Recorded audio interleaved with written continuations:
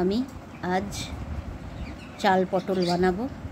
চাল দিয়ে পটল দিয়ে করব, কিভাবে করব সেটা তোমাদের অবশ্যই শেয়ার করব। তোমরা দেখতে থাকো। আগে আমি পটলগুলো কেটে নেব। নিরামিষ চাল পটল। চলো তাহলে আমি শুরু করি। আজকে পটল আগে কেটে নিয়ে তারপরে চাল পটলটা করব আমি গোবিন্দভোগ চাল দিয়ে। চলো আগে পটলটা তাহলে কেটে নিই। গোবিন্দভোগ চাল নিয়েছি আর পটলটা তো কেটে ধুয়ে রেখেছি। আর এর মধ্যে আমি দেব এই যে আদা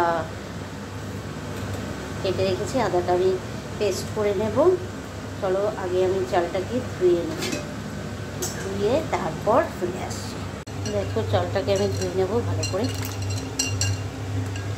পরিষ্কার করে চালটাকে ধুয়ে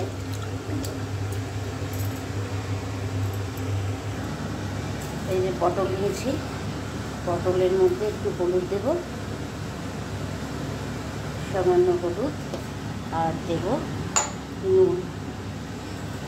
আর পটলটাকে না আমি চিড়ে নিয়েছি, এরকম এখান থেকে এইভাবে চিড়ে নিয়েছি। দেখো প্রত্যেকটা পটল এইভাবে আমি চিড়ে নিয়েছি।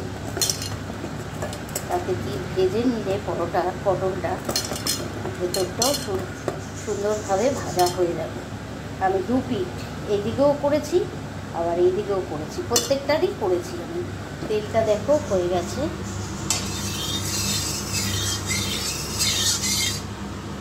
আর দিয়ে দেবো পটলগুলো ভালো করে ভেজে নেব।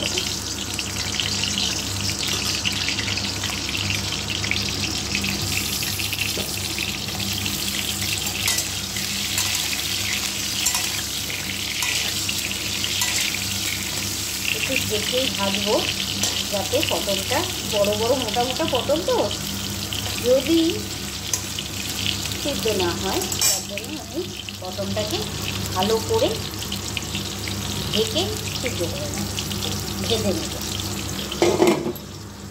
তো এখান থেকে আমি কাজু ঢেলে নেব।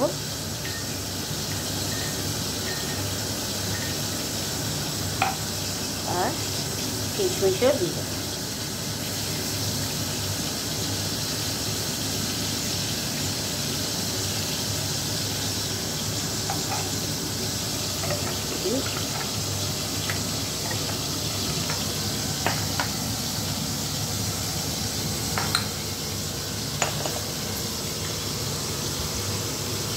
গরম মশলাটা আমি পরে নেব। এই হলো এটা, একটুখানি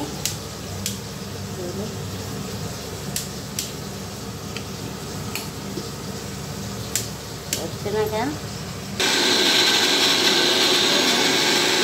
এখনো ইনকমপ্লিট আছে রান্নাঘর। তাও আমি রান্নাঘরে শুরু করে দিয়েছি রান্না। আজকে কিছু করার নেই। এই যে এখানে টাইলস বসবে, জানলার পাল্লা বসেনি, সেই পাল্লাটা বসাতে হবে। সবে জানলার মানে বক জানলা করলাম, এটা বসেছে, বুঝেছ। এই পটল চাল করবো। পটলটা আমি লাল লাল করে ভেজে নিয়েছি, হয়ে গেছে ভাজা। চলো দেখো এখান থেকে আমি ধনে পাতা নেব আর কাঁচা লঙ্কা নেব।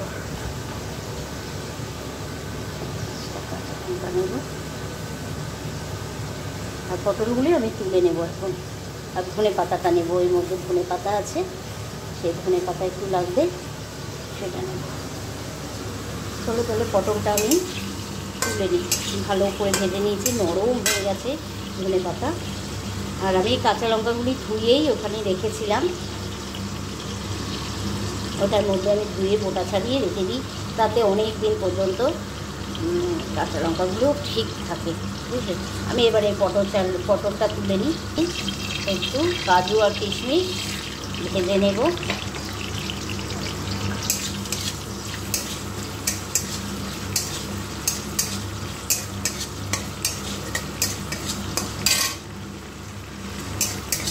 একটু ভেজে নেব। আমি পটল কাজু কিশমিশ ভাজা হয়ে গেছে। এরপর এই তেলের মধ্যে আমি ঘি অ্যাড করে দেবো, সামান্য ঘি দিলাম, 2 চামচ ঘি। এরপর আমি এই যে দেখো গরম মশলাটা যে নিয়েছি, এলাচ দিয়ে দিলাম, এলাচ, লবঙ্গ, দারচিনি, আর দিয়ে দেবো একটু জিরে।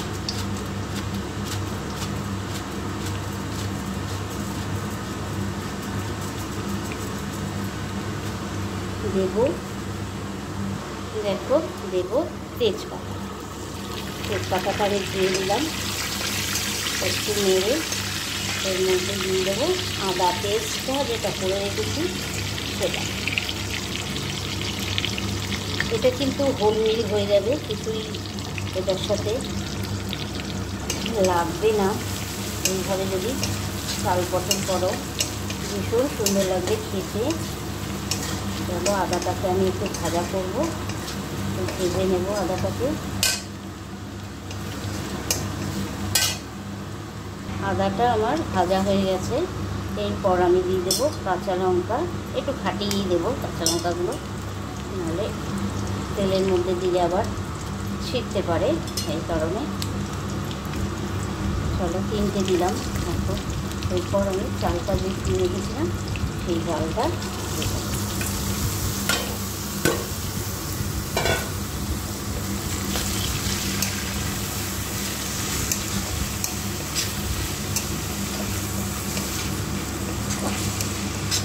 এর মধ্যে যদি একটু টক দই দেওয়া যেত খুব ভালো হতো, তো আমার এই মুহূর্তে টক দইটা নেই, তাই সেটা আমি স্কিপ করলাম।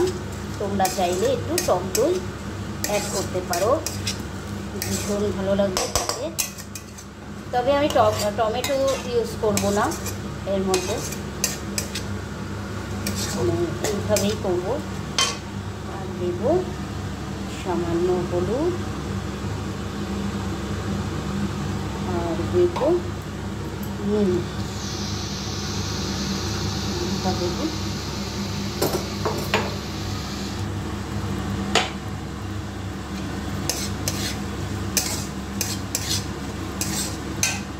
দেবো নুনটা।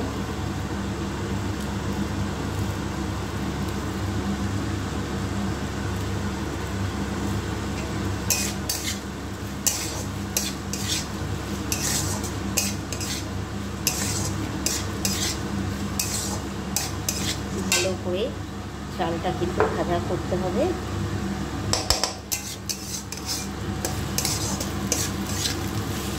একটু টক দই থাকলে ভালো হতো, কিন্তু কেউ নেই বাড়িতে যে আমি একটু টক দই দেবো, কেউ যাবে আনতে বলো, তাই টক দই ছাড়াই আমি এটা করছি।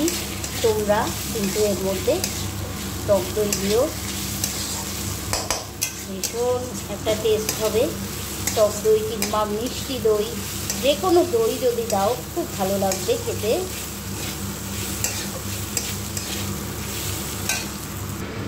দেখো জল রেখেছি, অ্যাকোয়াগার্ডের জল, একদম এই জলটাকে তো মেনটেন করতেই হবে, তার জন্য এই জল দিয়ে রান্না। আর আমার একদম ভাজা হয়ে গেছে। এরপরে আমি দিয়ে দেবো সবটাই।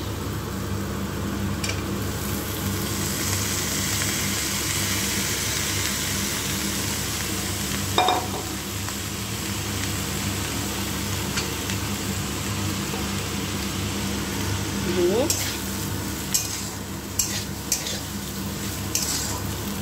আর একটু ভালো করে পটলের সাথে ভেজে নিয়ে আমি একদম জল অ্যাড করে দেবো। জলটা গরমই ব্যবহার করলে ভালো, আজ আমি গরম জল ব্যবহার করছি না, আমি ঠান্ডা জলই দিয়ে দেবো।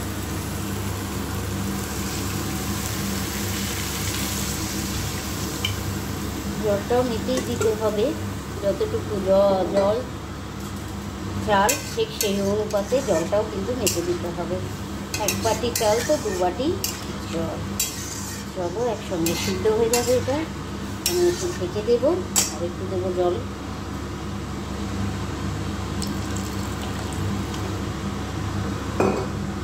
চলো এটা ঢেকে দিই।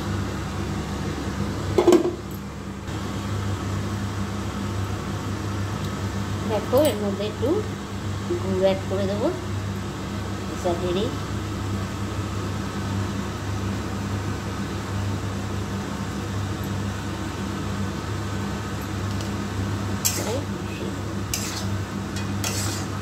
দিয়ে আবার ঢেকে দেবো।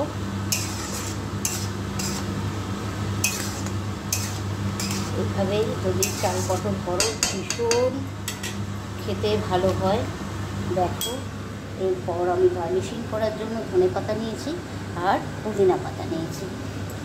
এগুলি পড়লে চাল পটলের টেস্টটা আরও দ্বিগুণ হয়ে যাবে। তার জন্যই আমি এগুলি চপ করে নেব, ভালো করে করে তারপরে মেশাবো। এটাকে আমি ঢেকে দিই, ঢেকে রাখি একটু। দেখো প্রায় হয়ে গেছে। এর মধ্যে আমি ধনেপাতা কুচনো দিয়ে দিলাম একটু, আর দেবো পুদিনা পাতা। পুদিনা পাতাটা সামান্য,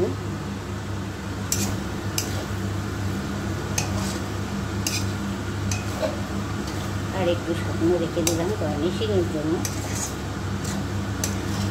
একদম হয়ে গেছে,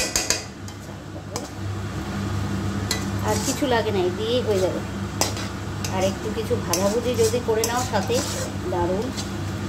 নিরামিষ দিনে খুব ভালো লাগবে খেতে, শরীর ভালো লাগবে। চলো এটাকে এবারে আমি প্লেটিং করে ফিরে আসছি। তো হয়ে গেছে, এবারে আমি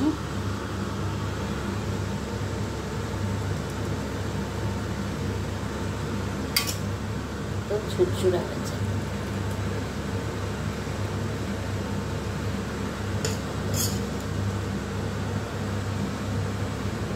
ভীষণ ভালো খেতে হয় এই চাল পটলটা।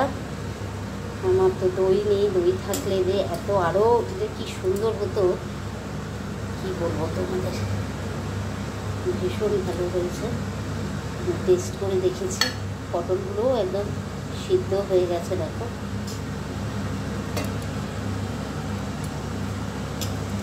আমার পটল খেতে ভালো লাগে দেখে আমি বেশি বেশি পটল দিয়েছি।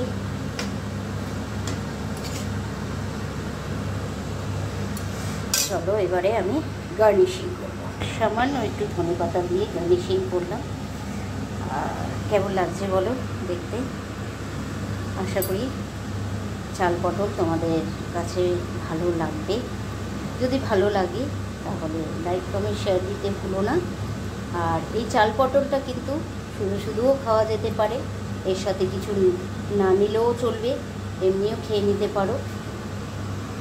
এটা আজকে নিরামিষের জন্য আমি করলাম, আজ সোমবার, তার জন্য আমি করলাম আমার জন্য।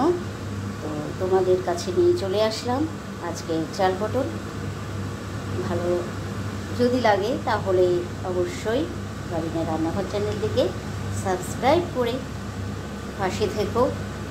আর বেল আইকনটা কিন্তু প্রেস করতে ভুলো না বন্ধুরা, প্রেস করে দেবে, তাহলেই সব নোটিফিকেশান তোমাদের কাছে আগে পৌঁছে যাবে। চলো তাহলে আজকের মতন টাটা করবো।